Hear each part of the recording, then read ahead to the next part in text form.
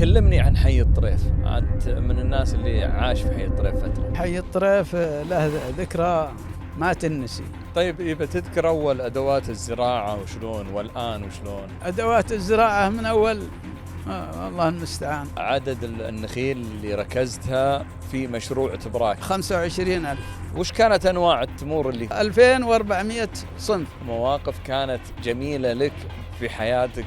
بس الوالد رحمة الله عليه أول ما نشأنا ما بغى يدرسنا. طيب إذا تنصح الشباب أنهم الآن يتنوعون في التجارة على حكم خبرتك، تخبط يمين ويسار هذا ما يكسب ولا شيء. يبقى تكلمني عن طريقة الزواجات أول. والله الزواجات الأولى كلها بساطة. ودنا نتكلم عن زواجك.